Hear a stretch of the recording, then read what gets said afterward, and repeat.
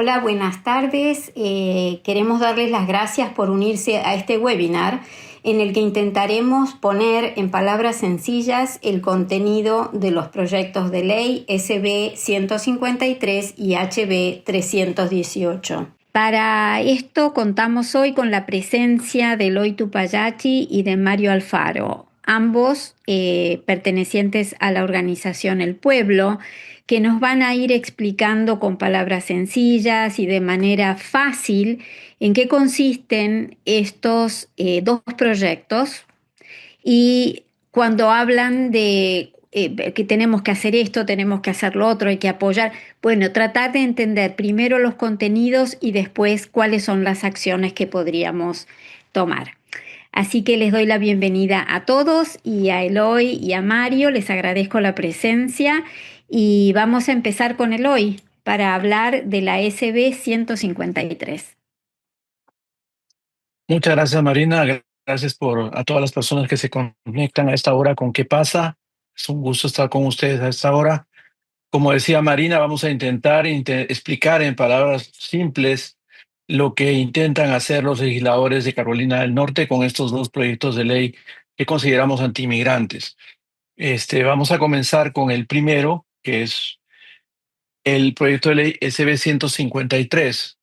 Como pueden ver en la pantalla, este proyecto está siendo patrocinado, quiere decir que lo ha presentado el autor del proyecto es nada menos que el presidente del Senado, el republicano Phil Berger, y esto le da mucha fuerza a este proyecto.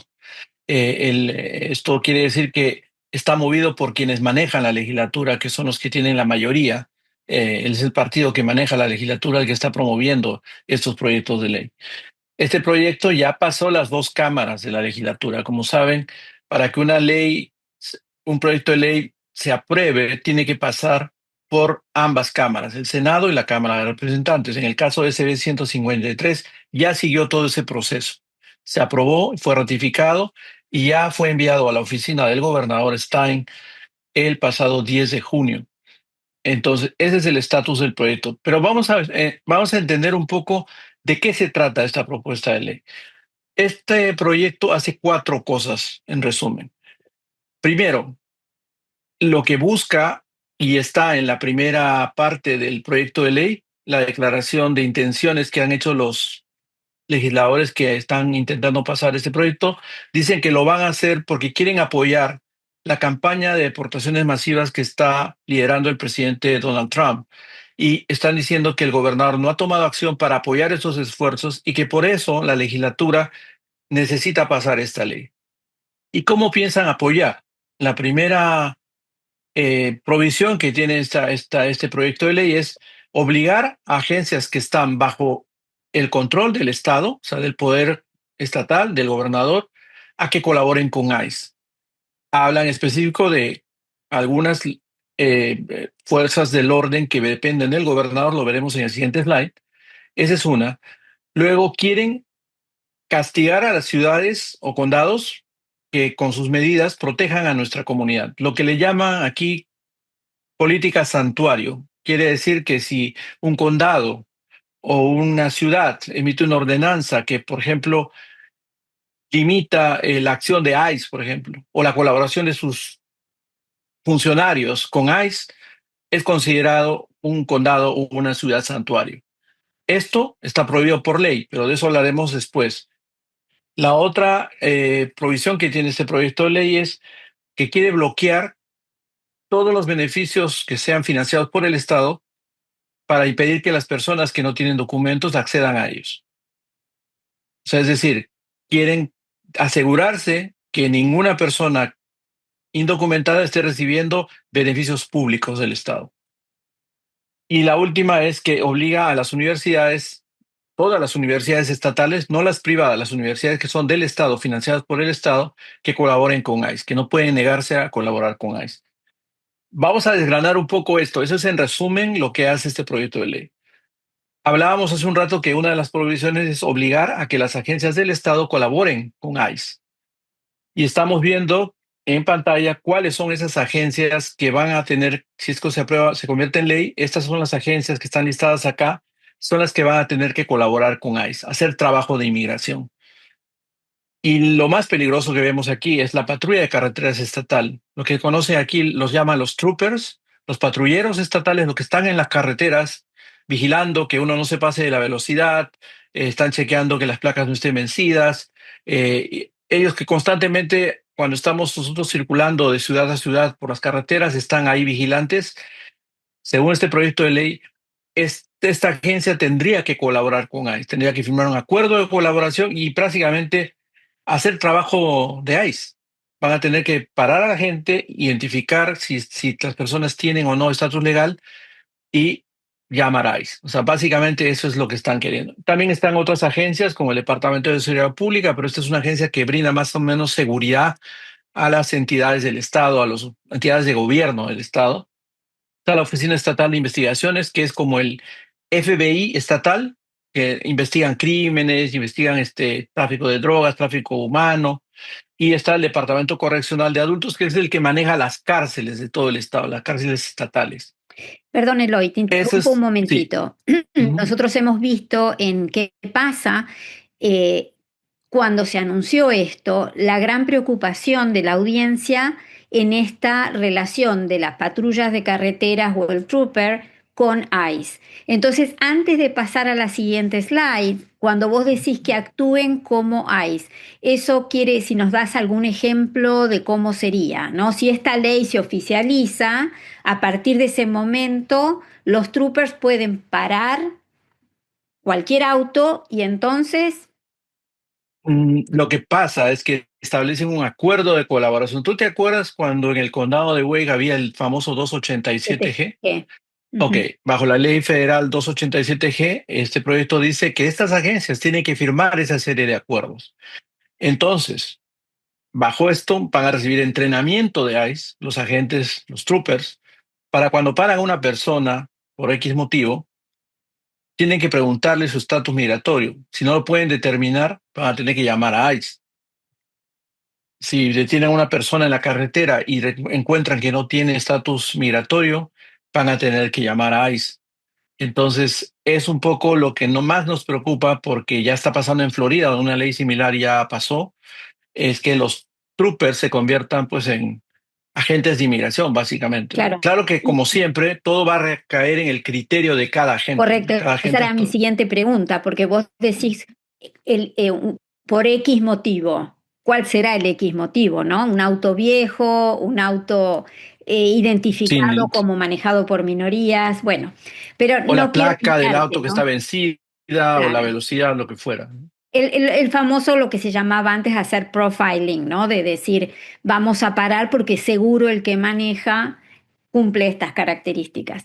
Pero bueno, no te quiero desviar, así que sigamos con el siguiente. Bueno, esa es la primera parte de este proyecto, ¿no? La segunda, como decíamos, quieren asegurarse que nadie que no tiene papeles reciba beneficios públicos. ¿De qué estamos hablando? Beneficios como el Medicaid, como el desempleo, como las ayudas estas para pagar la luz, ¿no?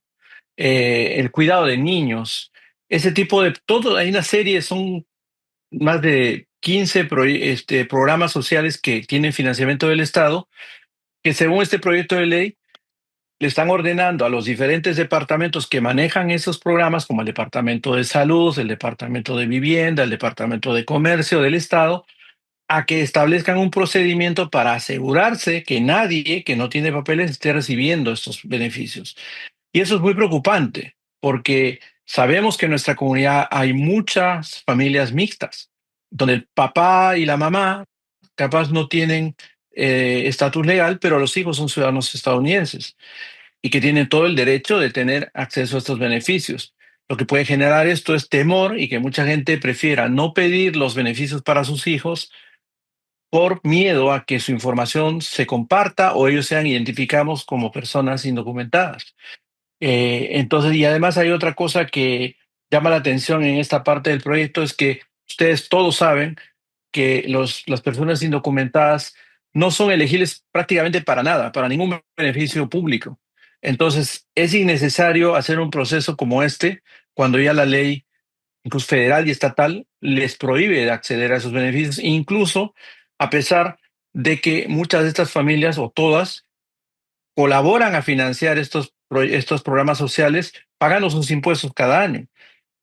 Pero bueno, eso está en este proyecto de ley y esto puede traer, como digo, consecuencias peligrosas porque puede dejar a muchos niños estadounidenses sin beneficios. La tercera parte que hablábamos de la inmunidad, del tema de los castigos a las ciudades santuario. Ustedes se acordarán, hace 10 años más o menos se pasó un proyecto de ley que se llamaba también HB 318.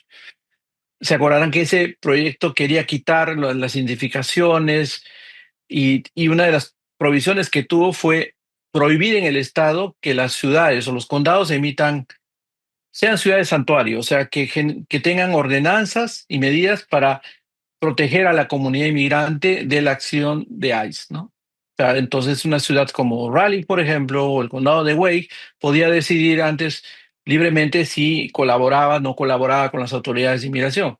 Eso lo prohibió esta ley hace 10 años. Pero ahora han incluido esta provisión aquí en esta ley nueva para castigar a quienes infrinjan aquella ley. Entonces, ¿y cómo los van a castigar? Les están quitando su inmunidad.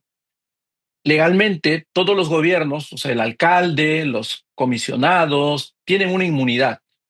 Ellos no son, cuando hablamos de inmunidades, que no pueden ser demandados, que no les pueden acusar judicialmente por decisiones que toman en su cargo, ¿no? O sea, cuando están gobernando. Entonces, con esta provisión que han puesto acá, lo que están diciendo es que las ciudades o condados que infrinjan la ley que prohíbe la ciudad de santuario podrán ser demandados por cualquier ciudadano que se sienta perjudicado por la acción de algún inmigrante indocumentado. Ejemplo, lo que pasó, lo que ellos, los mismos legisladores han puesto el ejemplo de lo que pasó en Georgia, donde un inmigrante indocumentado asesinó a una jovencita americana de una universidad. Entonces ponen el ejemplo de ella y dicen, si acá pasa lo mismo en una ciudad que protege a los inmigrantes, entonces las personas afectadas van a poder demandar y pedir sanciones y una compensación a las autoridades de la ciudad por no tomar medidas para protegerla. Ese es el argumento que han esgrimido o que nos han dado los legisladores que intentan pasar esto. Entonces, eso es lo que va a hacer en la práctica esta parte. Eso es como una amenaza diciéndole que si ustedes no cumplen y siguen protegiendo a las comunidades inmigrantes, pues pueden ser sujetos a demandas. Esto es lo que básicamente dice, ¿no? Esta, esta provisión. Y la última parte de este proyecto SB 153 tiene que ver con las universidades y algo sumamente preocupante, porque les prohíbe a las universidades eh, impedir la acción de ICE en los campus de las universidades. Y esto incluye compartir información. Si ICE les pide información de algún estudiante, algún docente, las universidades bajo esta ley van a tener que dar esa información, lo cual es muy preocupante porque queremos que los estudiantes vayan a estudiar pues seguros, ¿no? Muchos jóvenes que son extranjeros estudian en las universidades nuestras y ahora van a tener que estar preocupados si es que ICE puede llegar al campus y detenerlos. Entonces, eso es lo que consideramos muy peligroso. Ya está pasando a nivel nacional que están yendo a detener estudiantes solamente porque han estado en contra de las políticas de la administración actual. Entonces, esta provisión intenta facilitar la acción de ICE en las universidades con una clara intención, obviamente, de ir en contra de los estudiantes extranjeros que estudian en las universidades del Estado. Esas son las cuatro provisiones de este proyecto. Como les decía, esto ya se aprobó en la legislatura, ahora está en manos del gobernador. Si se convierte en ley, o sea, si es firmada o promulgada este proyecto de ley, entraría en vigencia de inmediato, no tiene fecha de inicio. Lo que dice el proyecto es que una vez que esto se convierte en ley, ya el gobernador lo firma o entra en vigor, inmediatamente ya se puede aplicar este proyecto de ley. No sé si tienes alguna pregunta más respecto a Sí, SB estaba 153. pensando, ¿no? De más a menos. Lo más preocupante es la colaboración de los troopers, evidentemente, ¿no? Porque eso es masivo, Ujú. es para toda la población. Y después, bueno, decreciendo, ¿no? Las ciudades santuario, esta forma de ideología del miedo, ¿no? Aplicarla. Y en el último lugar yo pondría lo de los estudiantes extranjeros, porque son ellos los que quedarían desprotegidos, no los estudiantes que entran con DACA o que tienen alguna protección, ¿no? Pero digamos, mi pregunta final sobre esto es, decís que se entra en vigencia de manera automática, si todo esto se aprueba. ¿Y ese entrenamiento que tenían que tener los troopers es una cosa que va a llevar tiempo o del día uno ya pueden estar en funciones? Bueno, eso va a depender, me imagino, de cada agencia que tendrá que cumplir la ley. Tendrá un proceso que seguir. Primero tendrán que firmar el acuerdo de entendimiento con ICE, luego recibir el entrenamiento, pues tomará un tiempo. No creo que al día siguiente ya empiecen a hacer las labores, pero lo que va a pasar es que si esto se entra en vigencia, de inmediato tiene que comenzar a aplicarse y van a seguir los pasos para que eso se haga. Y de lo que tú mencionabas, en las universidades no solamente son extranjeros que vienen a estudiar aquí, hay muchas familias aquí donde los chicos no tienen documentos y muchos no han calificado a DACA, pero eso no les impide estudiar. Es mucho más caro estudiar, no pueden recibir beneficios, pero se pueden matricular y pueden estudiar. Entonces esto puede afectar a mucha gente. Y también estarían en riesgo de alguna manera los muchachos que tienen DACA, porque estamos viendo que ICE no está discriminando. Básicamente están deteniendo incluso residentes, ciudadanos. Correcto, Entonces, correcto. esto abre una puerta muy peligrosa, ¿no? No debería pasar, No, pero no, si la gravedad de abre una puerta peligrosa. las cuatro provisiones evidentemente son todas muy graves. Estaba pensando en cuanto al alcance, el alcance evidentemente del trooper y la gente que maneja, porque en este estado no hay medios de transporte, hace que sea, digamos, todo el mundo puede ser afectado por esto, ¿no? Mi segunda pregunta, y la última, prometo, es, ¿hay alguna posibilidad dentro del conocimiento que el pueblo, como organización que se dedica a esto, a ir a la legislatura, ¿hay alguna posibilidad de que esto sea vetado por el gobernador Stein? Sí, Mari, pero de eso creo vamos a hablar en un momento Mm, y Mario, quien está con nosotros, nos va a explicar mejor cómo está ese panorama, pero de momento te dejo con Mario para explicar el otro proyecto de ok, ok, ley, antes de vamos a hablar, hacer así ordenadamente. Bueno, Mario, porque vamos a recordemos hablar, que hay dos proyectos que están en este momento en el correcto, mismo lugar, están en las manos del gobernador. correcto. Bueno, entonces pasamos, Mario, ¿estás?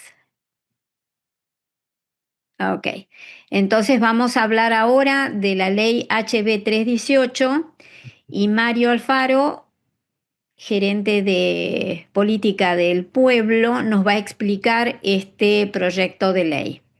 Buenas tardes, Marina, Eloy, un gusto saludarlos, también a nuestros compañeros que están a cargo de toda la parte técnica, Karina, Luis, y por supuesto a las personas que nos acompañan a través de las redes sociales. El HB 318 es otro proyecto que calificamos como antiinmigrante porque afecta y afectará de forma negativa a las familias que tienen miembros, personas indocumentadas. A diferencia del proyecto del Senado que explicó Eloy, este proyecto que nació y fue aprobado inicialmente en la Cámara de Representantes es una reforma legal a una ley vigente, a una ley que ya existe. El proyecto del Senado viene a crear un nuevo marco legal, ¿verdad? Este otro proyecto, el proyecto de la Cámara de Representantes, el HB 318, eh, plantea esencialmente dos grandes reformas a una ley que ya existe y que fue aprobada la sesión anterior. ¿Podemos devolvernos a la diapositiva anterior, por favor?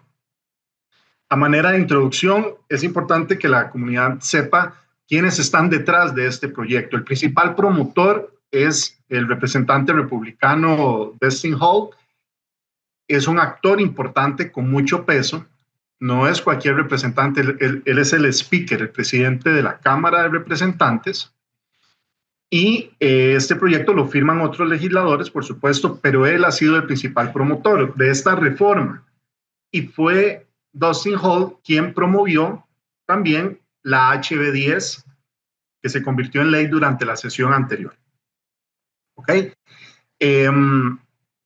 A manera de resumen, este proyecto ya agotó la vía legislativa, es decir, ya fue aprobado por las dos cámaras, tanto por la Cámara de Representantes como por el Senado, y finalmente fue remitido a la oficina del gobernador el 10 de junio anterior, para que el gobernador tome la decisión que le compete por ley, ya sea vetar el proyecto, firmar el proyecto o dejar que transcurra el plazo que establece la ley, que es de 10 días, para que se apruebe con su firma. Y sobre este estado de situación vamos a hablar también más adelante, como señaló Eloy. Ahora bien, vamos a explicar un poquito en términos muy sencillos qué es lo que plantea este proyecto. Pero antes, recordemos qué es lo que dice la ley vigente, la ley actual que ya se está aplicando, que es la HB 10. Esa ley es muy sencilla, lo que hace es obligar a los funcionarios estatales responsables de administrar cárceles, como los alguaciles, a colaborar con el ICE. ¿De qué forma? Cuando las autoridades detienen a una persona sospechosa de cometer un delito grave, y subrayo grave, eso es lo que dice actualmente la ley, y esta persona no está en capacidad de demostrar su estatus migratorio, el funcionario responsable de administrar la cárcel tiene la obligación por ley de comunicarse con las autoridades federales de inmigración, con el ICE. Bien, eso es lo que establece la ley vigente. Además, la ley actual dice que la persona deberá permanecer en celdas hasta 48 horas adicionales a la espera de que ICE se apersone. La ley, por la forma en la que quedó redactada, hoy por hoy juega a favor de la persona que es detenida, porque el plazo de las 48 horas corre a partir del momento en que la persona ingresa a la cárcel. Y menciono esto porque una de las reformas que plantea el HB 318 tiene que ver precisamente con este aspecto. ¿Ok? Entonces, esa es la HB 10. La HB 10 no es ninguna iniciativa, no es ninguna idea, es una ley. Una ley que está vigente. Estatal, que está vigente, que fue aprobada durante la sesión estatal, promovida por el Partido Republicano, particularmente por el mismo presidente de la Cámara de Representantes, y este proyecto, el HB 318, plantea reformas. Cuando hablamos de reformas, ¿eso qué significa? Cambios, ajustes en la ley vigente. Muy bien, entonces, ahora sí, ¿qué es lo que plantea? ¿Cuáles son esos cambios, ajustes, reformas, modificaciones que se aprobaron, que están hoy en el escritorio del gobernador Josh Stein para tomar una decisión? Número 1, amplía la lista de delitos por los cuales las personas que administran la cárcel deben consultar al ICE. Recuerden que hace un minuto señalé que la ley vigente habla solo de delitos graves. Marina y todas las personas que nos escuchan. Y esos delitos graves, estamos hablando de delitos violentos, asesinatos, tráfico de drogas, tráfico de personas, violaciones, delitos sexuales, ese tipo de delitos. Muy bien.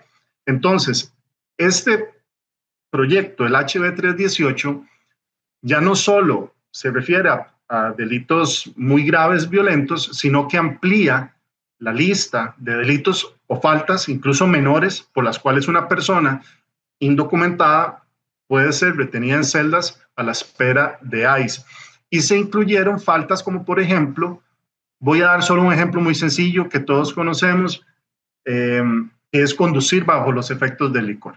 Una persona que está conduciendo intoxicada o que supera el límite permitido por ley, si esa persona es detenida y es indocumentada, se le aplicaría esta ley o este proyecto que fue aprobado, y si esta reforma se llega a convertir en ley, se le aplicaría. Es decir, esa persona podría eventualmente arreglar su situación ante un juez con respecto al motivo de la detención, ¿verdad? Si fue una persona detenida conduciendo bajo los efectos del licor, legalmente hay un mecanismo para que esa persona salga de la cárcel, ¿verdad? Pagará una fianza, el juez establece una sanción, esa persona tendrá que ir a rehabilitación, tomar clases, pagar multas, etcétera. Eso es lo que ocurre hoy por hoy.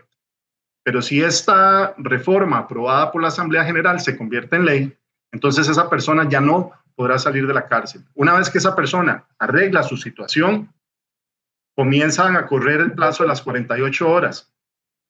que tiene ICE para apersonarse. ¿Ok? Esa es una de las reformas que plantea este proyecto. Ahí en pantalla pueden ver otros ejemplos de delitos o faltas menores o no violentas que se están incluyendo. Malversación de fondos, falsificación de documentos, robos, hurtos sin violencia, estafa, fraude, robo de identidad. Todos son delitos, por supuesto, pero son faltas que en términos jurídicos se conocen como faltas menores, no violentas. ¿Ok? Entonces, ese es el primer cambio que aprobó la Asamblea General. Mario, te interrumpo un minutito. Si volvemos en este primer punto, lo que estamos diciendo es que ahora estos delitos menores van a tener la consecuencia de que la persona, una vez resuelto el caso, va a tener que esperar detenido la presencia de ICE. Correcto. ¿Por qué? Y ICE, seguramente con estos delitos, por lo que estamos viendo, los va a, digamos, son pasibles de ser deportados, básicamente. Así es. Así es. Pero, Marina, esto no se aplica de forma automática. Por eso la ley obliga a los responsables de administrar las cárceles a comunicarse con el ICE. Claro. El ICE detiene a cualquier persona por conducir bajo los efectos del licor. Esta persona no puede demostrar su estatus migratorio. Entonces, el alguacil o el funcionario estatal responsable de administrar esa cárcel o centro de detención tiene la obligación legal, no es optativo, no es si quiere hacerlo, tiene que hacerlo, tiene que comunicarse con el ICE para que haya un control cruzado, verificar sus bases de datos y si hay una orden de detención, etcétera, esa persona automáticamente se retiene o ICE puede emitir esa orden de detención. Y las 48 horas adicionales, repito, corren ahora a partir del momento en que la persona resuelva la situación por la cual fue detenida. Ok. Muchas gracias. Era para hacer ese punto. Si querés, seguimos con el punto 2. Muchas gracias. Y es precisamente sobre lo que estamos hablando, sobre el cambio que se está generando con respecto a ese famoso plazo de las 48 horas. Como señalé al inicio, la ley que está vigente hoy en Carolina del Norte también habla de 48 horas, ¿verdad?, con las que cuentan las autoridades de inmigración para generar cualquier acción, ¿verdad?, para solicitar que esa persona sea retenida en celdas. Pero por un error de redacción, digámoslo así, las 48 horas corren a partir del momento en que la persona ingresa a la cárcel y no al momento en el que supuestamente saldría o podría salir si resuelve su caso, su situación ante un juez. Ahora las 48 horas correrían a partir de ese momento final. No solo eso, los funcionarios responsables de administrar las cárceles tendrían la obligación de comunicarse nuevamente con el ICE para informar que esa persona está por salir. Tienen que informarle al ICE el día y la hora en el que esa persona va a ser liberada porque ya resolvió su situación ante un juez. ¿Ok? Ese es el otro cambio importante o reforma, modificación que plantea este proyecto y que, por supuesto, va a afectar a las personas indocumentadas, detenidas de cometer alguno de estos delitos o faltas menores, y que finalmente, como bien señalaste vos, Marina, es un proceso que va a terminar en una deportación. En pantalla están viendo la información con respecto a este cambio. Entonces, ¿qué es lo que vemos acá? Que de una u otra forma, los legisladores republicanos que están promoviendo esta reforma quieren que ICE sea notificado, que ICE tenga margen de acción, margen de maniobra, de una u otra forma, al inicio del proceso, en el medio del proceso o a último minuto, que tengan todavía oportunidad de emitir esa orden de detención para que esa persona sea retenida hasta 48 horas adicionales para poder iniciar un proceso migratorio que finalmente podría terminar en una deportación, ¿correcto? Correcto. Adelante. Muy bien. A diferencia del proyecto anterior que les explicó Eloy, que entraría a regir de forma inmediata, esta reforma que plantea la HB 318, si finalmente se convierte en ley, entraría a regir a partir del 1 de octubre. Las autoridades tendrían todavía algunas semanas para hacer ajustes, entender bien la ley. Esto requiere trabajo, esto demanda esfuerzo a los departamentos de aplicación de la ley y oficinas responsables de administrar cárceles, que ha sido una de las grandes críticas por parte de funcionarios estatales a este proyecto. Esto desvía recursos, desvía atención. Esto se ha presentado como un proyecto que va a generar más seguridad, más protección en las comunidades. Eso es totalmente falso. Hemos visto que, por el contrario, esto mina, afecta, erosiona las relaciones de confianza que organizaciones como el Pueblo durante muchos años han tratado de construir entre las comunidades y, por ejemplo, las oficinas de los alguaciles. Entonces, dejaron estas semanas un espacio de tiempo para que los equipos legales y los mismos funcionarios de cárceles, etcétera, puedan entender bien los cambios que traería esta ley y puedan comenzar a aplicarlos a partir del 1 de octubre. Voy a quedarme acá por el momento, voy a regresar con Eloy, porque como adelantamos, queremos ahora contarles un poquito sobre el estado de situación actual. Queremos, ¿Dónde estamos? ¿Qué podemos hacer? En este momento hay mucha presión sobre la comunidad inmigrante de Carolina del Norte para que le escriba al gobernador, para que haga sentir su voz, para que... Entonces, en la situación que ustedes acaban de comentar de los dos proyectos de ley, ya están en manos del gobernador y como tú dijiste hace unos minutos, puede vetar, puede firmar o puede no hacer nada, ¿no? Esas son las tres opciones que tiene el gobernador. Entonces, si nos explican un poquito esta parte, porque como decían, el viernes se vence el plazo. Así es. Para actuar, digamos, ¿no? Y a su vez se vence el plazo a la comunidad para ejercer el pedido, ¿no? Que le hace a su gobernador para que actúe. Entonces, si nos dan un poquito de marco sobre esto, a ver cómo es. Gracias. Eloy. Sí, como mencionó Mario, aquí no tienen en pantalla las tres opciones que tiene el gobernador. Dijimos que el 10 de junio fue que se aprobaron estos proyectos y se enviaron a la oficina del gobernador. A partir del momento, el gobernador tiene 10 días calendarios para tomar acción sobre estos proyectos de ley. Y ustedes preguntarán, pero si ya lo aprobó la legislatura, ¿por qué estamos todavía esperando algo más? Porque es el procedimiento legal. La legislatura aprueba las leyes, pero quien los ratifica es el gobernador. Esto es como a nivel federal, el Congreso hace una ley y el que las firma es el presidente, ¿no? Él las promulga. O sea, para que ya el último pasito, para que eso ya sea oficialmente ley, lo hace el Poder Ejecutivo, en este caso el gobernador Joseph Stein. Y tiene tres opciones. Puede vetar, lo que significa es que lo rechaza, dice no y lo devuelve a la legislatura. Puede firmarlo, lo cual es promulgar, decir, ok, lo convierto en ley, estoy de acuerdo, lo convierto en ley. Y la última es no hacer nada. Puede también optar por no tomar ninguna acción. Y si eso ocurre, son 10 días calendarios, como dijimos, se pasa ese plazo y automáticamente el proyecto de ley se convierte en ley, sin la firma del gobernador. Esas son las tres opciones. Y como decíamos, son 10 días que se vencen este viernes.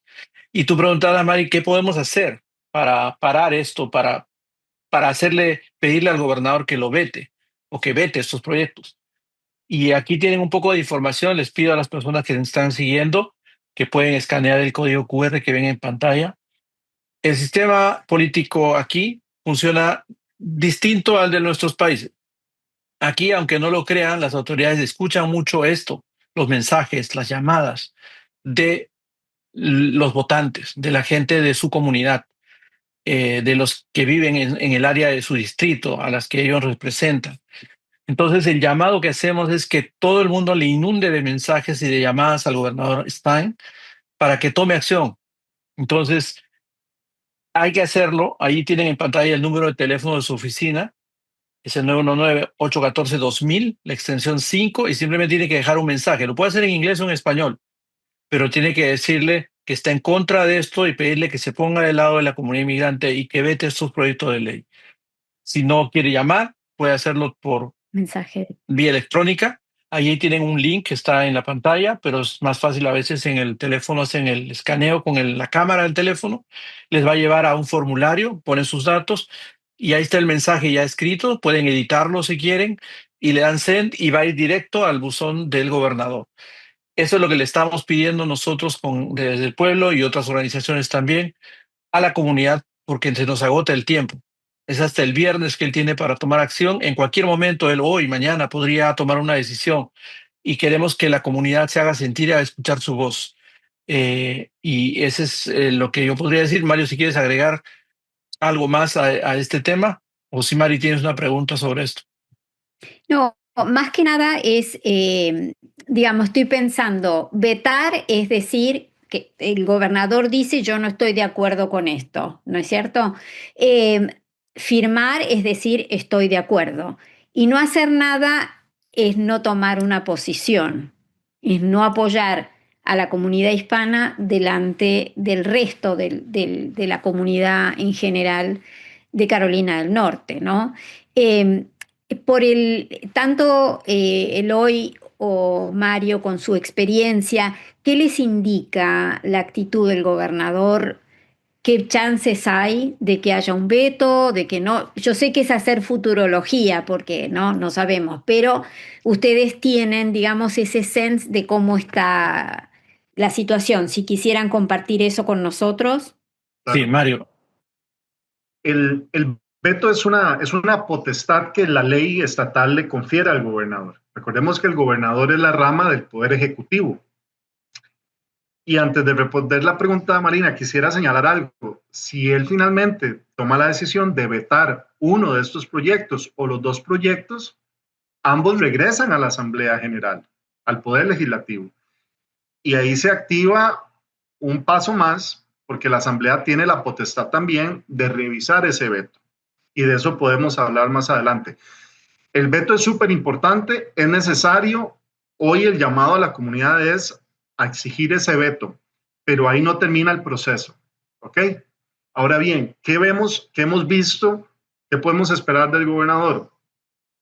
Desde la última campaña electoral vimos que el gobernador Stein se tomó distancia con respecto a los temas de inmigración. Hasta la fecha ha mantenido una posición muy distante, ha evitado a toda costa emitir criterios, opiniones, incluso cuando inmigración está en el centro de la agenda pública, con todo lo que estamos viendo a nivel nacional. Correcto. En todo el país. Hemos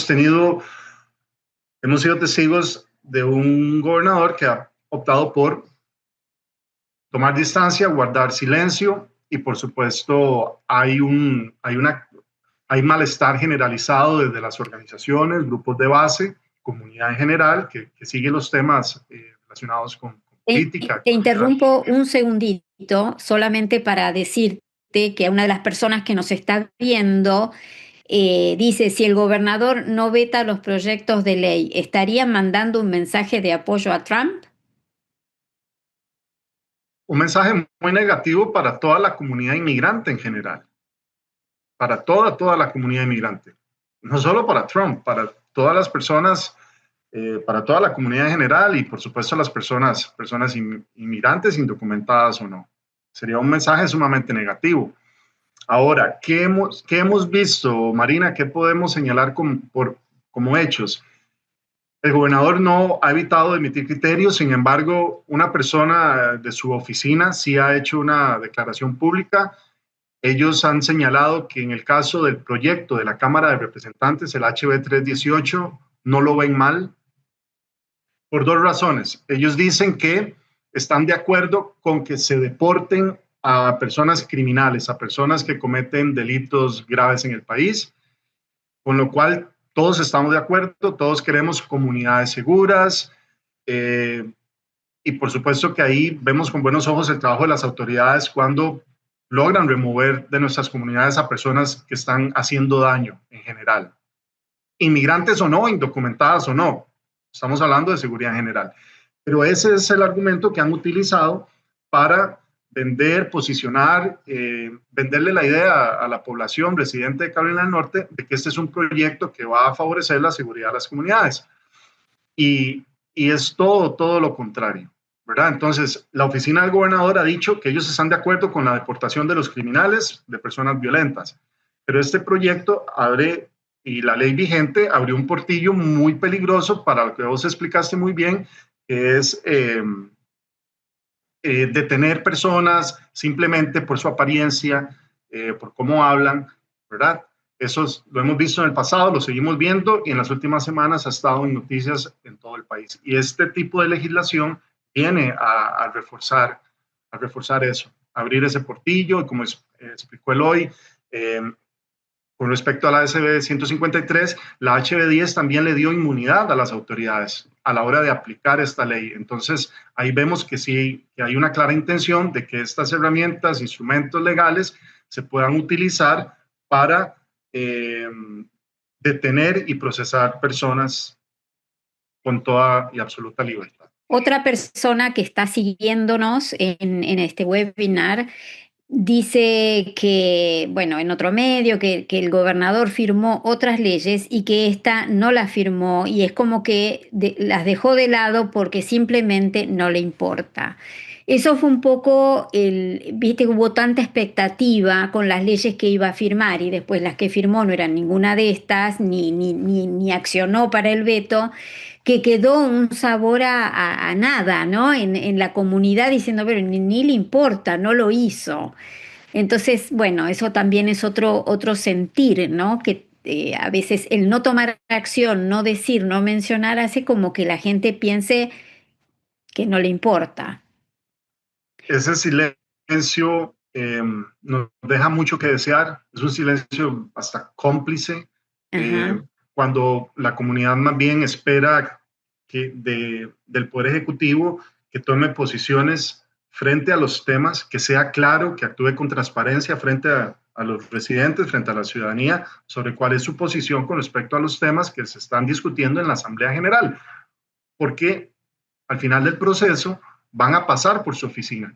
Una vez que la Asamblea General toma una decisión, el proyecto llega a la oficina del gobernador y ahí él debe tomar una decisión. Pero nosotros quisiéramos un poder ejecutivo claro, transparente, de frente a la ciudadanía, de frente a los residentes, porque queremos saber a qué nos vamos a enfrentar y qué acciones podemos tomar como comunidad frente a las políticas de no solo de la Asamblea General, sino del Poder Ejecutivo en Carolina del Norte. Hay algo que también nosotros en Qué Pasa publicamos, que la administración del presidente Trump avisó que iban a hacer redadas en ciudades, sobre todo en estados demócratas o gobernados por demócratas, que sería el caso de Carolina del Norte. Entonces, es también ese miedo a lo que no se controla, ¿no? Porque si de golpe empiezan las redadas, Charlotte es la segunda capital financiera del país, ¿no? A veces por ahí no se tiene dimensión. Pero digamos, también es el poder extremo que tiene el presidente de los Estados Unidos para hacer aplicar estas normas que son de alguna manera demasiado extremistas, ¿no? Y por otro lado, les quería hacer una consulta que si bien acá me dicen que hay comentarios en el Q&A, un comentario dice, sería bueno que los que votamos por él le exijamos que vete los proyectos. Eso es algo que quería comentar al respecto, Mari. Este tipo de llamado que ven en pantalla, que es para que las personas llamen, no es solamente para los votantes y no es solamente para los que votaron por él. Cualquiera que vive en el estado puede llamarlo y pedirle, porque las autoridades están elegidas para servir a las comunidades, a sus constituents, a los que viven en las comunidades donde ellos gobiernan. Entonces, eso incluye a todos, a los votantes, a los no votantes, a los inmigrantes, a los residentes, a los ciudadanos, a todos. Y es importante que él escuche de la gente. Y también todo recae en un juego político. Lo que hablabas, Mari, y hablaba Mario también, es que las razones por las que probablemente él no ha hablado o no ha sido muy vocal es por un cálculo político, Correcto. porque está pensando en las próximas elecciones, ¿no? Entonces, considera quizás de que puede ser peligroso que se le identifique como un gobernador pro inmigrante en las circunstancias en las que estamos, con una administración federal totalmente anti-inmigración. Entonces, esos juegos políticos existen, ¿no? Y Y en un por estado eso como mismo es Carolina del que, Norte, Eloy, y en un estado como com- Carolina del Norte que ha sido péndulo, ¿verdad? Donde claro, entonces, si bien puede ser entendible desde el punto de vista de estrategia política, pero también el poder al final recae en los votantes, recae en la gente, y la gente va a recordar lo que haga el gobernador en esta ocasión. Es una prueba para el gobernador muy Tengo, importante, y eso es lo que perdón han que los estado diciendo ahí. interrumpa, pero tenemos bueno, otra persona más dice, entonces es importante exigirle que se pronuncie claramente, que firme o que vete, ¿no es cierto? Eso es otra correcto. persona que está haciendo ese comentario. Y tenemos aquí, si me dan un segundo, en el hipotético escenario que se aprueben las leyes, estas dos que estamos hablando, ¿quién protege a la población indocumentada que genera dinero para el Estado, que genera empleo? Bueno, Esto, desde el pueblo justamente intentamos ser esa voz, tratamos, Mario está permanentemente en la legislatura y nosotros estamos también trabajando para hacerles saber a las autoridades electas que nuestra comunidad es importante, que aporta, que es clave para las industrias más importantes de este estado, como la agricultura, la construcción, el servicio de hotelería y restaurantes, que si no fuera por las mano de obra inmigrante, independientemente tengan papeles, no tengan papeles, estén con algún visado temporal, lo que fuera, son las manos de los migrantes las que mueven estas industrias. Y si es que hay una legislación como esta que puede generar no solo deportaciones, sino también que muchas personas decidan mudarse del Estado por temor, al final el perjudicado va a ser el Estado, vamos a ser todos, porque no va a haber quien coseche, no va a haber quien construya, y todo eso va a encarecer yo los costos de servicios y de todo, ¿no? acá les dejo otro comentario que hace Karen Castillo. Dice, pues no sé qué tanto espera para vetarla. Si hubiera querido, ya lo hubiera hecho desde cuándo. ¿No? Este es un comentario que es lo que pensamos mucho. Y la siguiente, y dice, ¿es posible que estas leyes, en especial la SB 153, corra la misma suerte que la SB 4 de la Florida y termine en las Cortes? Dos cosas, Marina. Sí, Número uno, con respecto al gobernador y el veto. Este es el primer veto al que se enfrenta Josh Stein como gobernador. correcto. Entonces, posiblemente va a esperar hasta el último minuto, porque hemos escuchado que él no quiere correr el riesgo de vetar un proyecto si no tiene certeza, garantía de que el bloque demócrata va a defender ese veto en la Asamblea General. Recuerdan que hace un minuto mencioné que en caso de que él vete, el proyecto ahí no termina el proceso, el proyecto Bueno, regresa a la Asamblea tiene la potestad de revisar ese veto, es decir, de decirle al gobernador, no estamos de acuerdo y seguimos adelante y vamos a votar de nuevo para que se convierta en ley. Ahí sí terminaría el proceso. Entonces, hemos escuchado que el gobernador está todavía en consultas, valorando si puede garantizar que el bloque demócrata defienda ese veto. Y con respecto a la última pregunta, comentario, los equipos legales, asesores legales de organizaciones que han estado monitoreando, revisando estas leyes, si eventualmente se convirtieran en ley, pues se harán una revisión, siempre se hace, de ver si hay algún choque, ¿verdad?, con respecto a la Constitución del Estado o con leyes federales que puedan abrir esa posibilidad esa de puerta. demanda y demandar la ley. Hay Siempre es otra, una opción. perdón que interrumpa de nuevo. Hay otra persona que pregunta y digo, a lo mejor pueden ustedes dar respuesta. Dice, ¿qué industrias y sectores se verán afectados especialmente por estas iniciativas de ley en caso de que se vuelvan leyes? ¿Podrían darnos más detalles, ya que dijeron un poco, pero si pueden profundizar un poco más? Y claro, Mari, decíamos que las industrias principales de este estado eran por lo menos la agricultura, también la construcción. Entonces, en el escenario, por ejemplo, que SB 153 se convierte en ley y terminamos teniendo a la patrulla de carreteras haciendo trabajo de inmigración, nuestra comunidad, los que trabajan en esas industrias, se mueven mucho. Claro. No trabajan en un sitio específico, no van a una oficina todos los días, no es el mismo lugar. Constantemente se están moviendo por diferentes ciudades del estado, entonces usan mucho las carreteras. Y esas personas se verían directamente afectadas porque viajan mucho, ¿no? Viajan por todo el estado Y haciendo también trabajos de roofing, construcción. en vehículos que son fácilmente identificables, ¿no? Exacto, vehículos de trabajo, y también lo mismo pasa con los agricultores, están en zonas rurales, usan carreteras porque acá no hay pues transporte público masivo, entonces la gente tiene que andar manejando y va a afectar de muchas maneras también a la comunidad de estos dos proyectos de ley. Y sí hay cifras, Marina, Sí. pero también hay mucho subregistro. Las cifras oficiales o cifras de institutos, organizaciones que hacen investigación, dicen que, por ejemplo, en Carolina del Norte, la mano de obra en el sector construcción, mano de obra inmigrante, puede ser entre un 25 o 30%.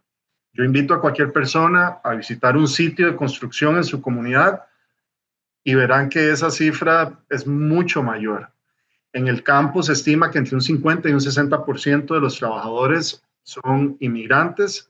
De nuevo, invito a cualquier persona a visitar el campo y se van a dar cuenta de que son muchísimas más personas. Igual que en el sector de servicios y ocio, como señalaba Eloy, es un altísimo porcentaje de la mano de obra de trabajadores son personas inmigrantes, indocumentadas o no. Bueno, lamentablemente se cumplió la hora volando, pero no quiero que nos vayamos. Les pido 2 minutos más pidiendo disculpas por no ser puntual, eh, porque hay una pregunta que me parece, dice, ¿qué debo hacer? ¡Ay! Se me voló. Si un trooper me detiene, ¿qué ID debo presentar? ¿Cómo puedo protegerme? Bueno, Mari, esto va un poco de la mano de la guía de preparación para casos de emergencia migratoria que desarrolló el pueblo. Y sí hay maneras de tomar una acción para estar preparados para escenarios como ese. Eh, Hay que, primero, para los que están transitando en las calles, le decimos que no dar eh, motivo para que los detengan, respetar los límites de velocidad, tener el vehículo registrado con el seguro al día, no tener ninguna luz rota, nada que pudiera generar una detención. Y lo otro, ya en la interacción con los oficiales, sea un trooper, sea un policía, es mejor tener algún ID que no tener nada. Y yo sé que mucha de nuestra comunidad no tienen acceso a un documento oficial emitido por el Estado, pero hay alternativas, como el ID comunitario que emite el pueblo, por ejemplo, que si bien es cierto, no reemplaza una licencia, no reemplaza a un documento oficial y tampoco garantiza que no lo vayan a detener, pero por lo menos ayuda al oficial que lo está deteniendo a saber quién es, a tener un indicio de quién es la persona. Por supuesto, también puede llevar sus documentos de su país, su pasaporte, pero eso tiene otras implicancias y otros riesgos, porque al entregar un pasaporte extranjero, ya le está diciendo al oficial que no es de aquí, y eso puede tener sus También, consecuencias también. una de las recomendaciones es no dar ningún documento que no sea original, ¿no? Marina, No dar un documento falso, correcto. quisiera señalar algo. Para todas las personas que tengan preguntas de este tipo sobre consejos, recomendaciones, qué hacer en este tipo de situaciones, los invitamos a visitar la página del pueblo. Hay una guía bilingüe, tanto en español como en inglés, que editó Eloy, con información muy valiosa, consejos, tips sobre cómo actuar, cómo interactuar con las autoridades en diferentes escenarios, en lugar de trabajo, en la casa, en carretera. Esa información está disponible, es gratuita, está en español y está en inglés para los chicos en las casas cuyo... Vamos a hacer un artículo y vamos a poner esa guía ahí para que sea de fácil acceso para mucha gente. Y tengo dos preguntitas más. Ajá. Sí, porque yo sé que estamos muy mal con la hora. Dice una persona, de manera anónima, sin nombre, dice, si los troopers están en la Interestatal 40 o la 85, ¿recomiendan no salir de nuestros pueblos? Pues muy difícil responder a esa pregunta, Mari. O sea, la gente tiene que salir a trabajar, tiene que ir a hacer lo que tenga que hacer. Lo que le recomendamos es tener cuidado, ¿no? Tomar otra opción que pueden tomar para protegerse las personas es si son un grupo de trabajadores que van a ir a un centro de trabajo, encontrar a alguien que tenga documentos para que los lleve a todos, ¿no? O sea, y volver con ellos, ¿no? Entonces, es una manera que quizás les puede ayudar a protegerse también. Y hay Pero sí, es verdad. una Ujú. más, perdón, que dice, María Salazar pregunta, para mañana van a estar afuera de la casa de Stein a las 5 p.m. Pregunta, ¿no? Correcto. Si eso es así. Y dice, mire que hay un emergency rally mañana. Así es. Así es. Toda la Ujú. comunidad Dale, Mari, invitada. dale. Todos cordialmente invitados mañana a las 5 de la tarde en Raleigh, frente a la mansión del gobernador. Diferentes organizaciones como el pueblo, vamos a estar ahí. Protesta pacífica. Exactamente, con información para la comunidad, presionando, exigiendo el veto de estos dos proyectos de ley. Mañana a las 5 de la tarde, cordialmente invitados. Muy bien. Bueno, muchísimas gracias Eloy, Mario, por la claridad, por el tiempo y no descartamos volver a juntarnos y volver a ofrecer nueva información de acuerdo a lo que pase, ¿no? De acá al viernes veremos qué panorama y los convoco a un nuevo webinar para aclarar más cosas en el caso de que algunas de estas leyes entren en camino en Carolina del Norte. Muchísimas gracias, gracias a todos los que nos acompañaron y bueno, recuerden estar pendientes mañana los que se puedan sumar a las 5 de la tarde en el downtown de Raleigh frente a la casa del gobernador Stein. Muchas gracias y buenas noches.